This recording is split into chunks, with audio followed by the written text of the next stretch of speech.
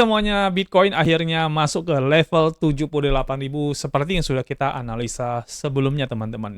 Dan kalau teman-teman ngikutin beberapa video yang sudah kita analisa atau saya analisa teman-teman, maka teman-teman sudah tahu bahwasannya prediksi waktu itu Bitcoin itu bakal turun ke level 78.000 dan ke bawahnya karena itu adalah area fair value gap-nya. Nah, sekarang saya ajak teman-teman untuk langsung melihat aja ke dalam chart. Jadi Anda bisa lihat nih, kemarin kita sempat analisa di area sini, dan saya sudah bilang kemungkinan besar Bitcoin akan turun ke level 78.000 seperti yang sudah kita bikin di sini ya. Dan ini adalah analisa yang sudah saya buat beberapa hari yang lalu teman-teman ya. Dan ya, teman-teman bisa lihat ya Bitcoin sekarang ada di sini ya, sudah sempat masuk ke fair value gap-nya, lalu melakukan rebound sedikit, tapi kita belum tahu karena masih ada waktu 16 jam sampai candle satu harinya Bitcoin itu akhirnya bisa close teman-teman. Baru kita benar-benar bisa tahu Bitcoin itu sebenarnya dia kemana dalam satu hari ini ya. Tapi ya kalau teman-teman lihat ya ini sesuai banget dengan kita analisa ya teman-teman ya. Saya udah bilang kalau dia ini sudah akan turun ke area bullish fair value gap-nya. Dan ya ini turun teman-teman ya. Dan kalau kita lihat sekarang dengan skenario yang seperti yang sudah kita prediksi, berarti kan benar nih. Lalu bagaimana selanjutnya? Nah, sebenarnya masih terlalu cepat untuk kita langsung mengambil tindakan selanjutnya kita mau kemana, karena ini kan masih berjalan, ongoing, dan dia baru masuk ke level 78.000. Artinya, untuk sekarang ini, kita masih harus menunggu sampai Bitcoin itu membuat suatu pergerakan lagi dari candle-nya dalam time frame satu hari, baru nanti kita bisa tahu kira-kira Bitcoin itu akan melakukan rebound atau dia akan continue melakukan penurunan sampai ke bawah sini teman-teman ya. Jadi itu yang harus kita lihat. Dan sekali lagi area penting untuk sementara ini ada di bullish fair value gap-nya dan ini berkisar dari 78.000 sampai kemarin paling bawahnya ini saya lupa ya, saya nggak kasih tag-nya ya. Sekitar 76.000. Jadi ya sekitar 2 ribuan dolar. Itu adalah area yang mana kita harus perhatikan teman-teman ya. Dan kalau ternyata ini menjadi area yang terbawahnya, terus kemudian Bitcoin melakukan rebound dari sini teman-teman, harga dari sini dia rebound, maka kemungkinan besar dia akan bisa menyentuh lagi area resisten atau area supply bagian atas ini ya. Tapi saya masih agak ragu apakah Bitcoin bisa ke sana. Yang saya lihat justru dia akan bermain di area sini teman-teman ya. Dari 78.000 sampai dengan 74.000. Nah, itu adalah area yang kemungkinan besar Bitcoin akan bermain di situ, dan itu yang akan jadi penentu nanti Bitcoin apakah akan rebound atau justru akan rejection ke bagian bawah lagi. Nah, kalau dia reject ke bagian bawah, berarti dia akan tembus level 74.900 ini. Tapi kalau dia melakukan rebound, maka dia akan ada di angka di atas 78.000 ini, teman-teman ya. Jadi kalau Anda lihat sekarang ya, mostly kalau saya bilang si Bitcoin sih akan bermain di area sini, dan kita perlu tahu di sini nanti akan kemana arahnya. Jadi kita harus tunggu lagi, mungkin beberapa hari, mungkin bisa besok, bisa lusa. Kita harus tunggu dulu Senin, Selasa, Rabu mungkin ya. Kita harus lihat dulu pergerakan Bitcoin mau kemana teman-teman ya. Dari situ baru kita bisa melihat lagi kira-kira Bitcoin itu kita enaknya masuk di posisi atau buy lagi, atau justru kita biarin supaya ketika nanti dia turun lagi kita bisa buy dip lagi teman-teman ya. Nah, ini dari sisi Bitcoin-nya saya akan ajak teman-teman untuk melihat di Bitcoin dominance-nya ya. Kita perhatikan Bitcoin dominance-nya teman-teman. Nah, untuk Bitcoin dominance-nya ini trend line-nya juga sudah berhasil di break. Jadi kemungkinan besar ya teman-teman ini bisa turun kalau kita lihat seperti ini ya. Jadi ini bisa turun teman-teman dari sini ke sini, bisa turun seperti ini untuk Bitcoin dominance-nya. Nah, kalau Bitcoin dominance ini turun, berarti performnya Bitcoin itu tidak akan well atau tidak akan bagus. Nah, berarti altcoin yang cenderung akan diuntungkan dalam hal ini. Nah, saya berharap Bitcoin sebenarnya sih sideways di sini, supaya si altcoin itu punya kesempatan untuk bisa melakukan pumping teman-teman. Nah, tapi kalau kita bicara altcoin, kita perlu analisa dari total tree-nya, untuk kita bisa tahu ini altcoin sebenarnya mau kemana arahnya. Waktu itu saya sempat juga bikin analisa, dan ya kita lihat ya, ini turun di bawah dari line resistennya, dan waktu itu juga saya sudah bikin ya, kemungkinan besar akan turun seperti ini, lalu akan naik lagi teman-teman ya. Jadi kita lihat ini area penting, area krusial dari pergerakan harga Bitcoin-nya, karena ini ada trend line-nya, ini uptrend line-nya teman-teman, kita bisa lihat ya, uptrend line-nya.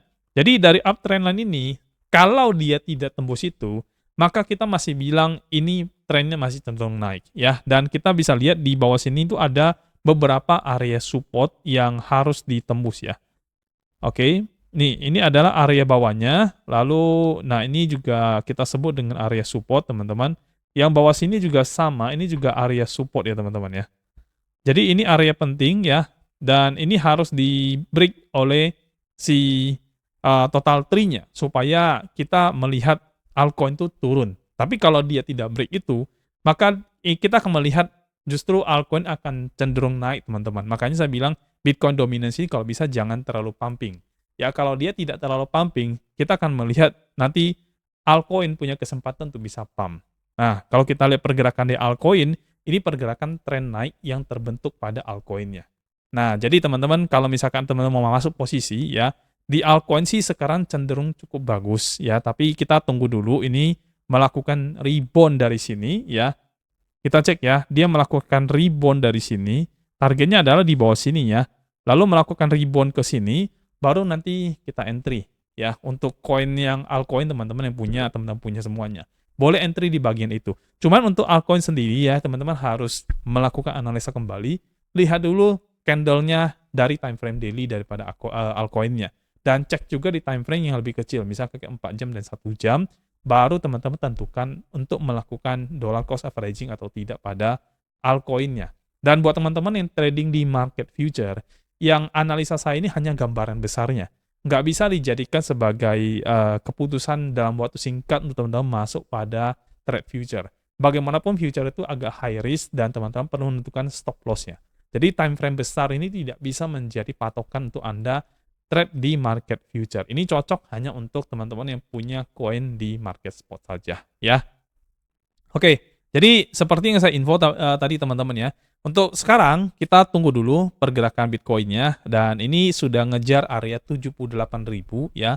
Berarti kita akan lihat di area ini, di 78.000 something ini, sampai dengan 74.900-an, ini mau kemana Bitcoin-nya ya. Dan kemarin saya bilang kemungkinan besar Bitcoin akan turun ya, sudah turun. Lalu kita lihat di area 78 sampai dengan 74.900 ini Bitcoin akan kemana arahnya. Dia bermainnya seperti apa.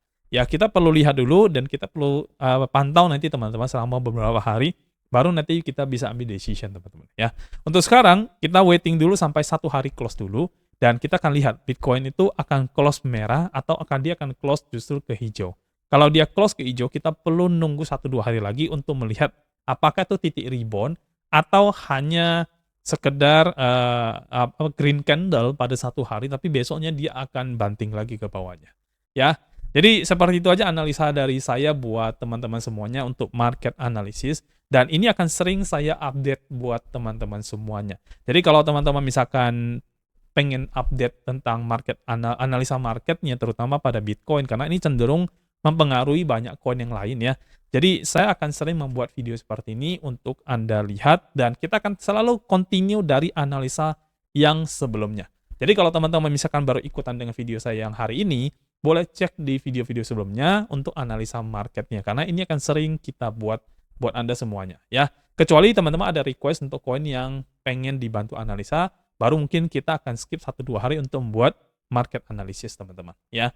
Oke, sebelum saya akhiri, saya mau info ke teman-teman buat teman-teman yang pengen trading yang tidak mau pusing, tidak mau repot, tidak mau ya capek melakukan analisa seperti ini. Teman-teman bisa cek, ini ada satu situs namanya strategialgo.com, tinggal cek aja di situ. Dan di situ ada 2 penawaran yang teman-teman bisa lihat ya.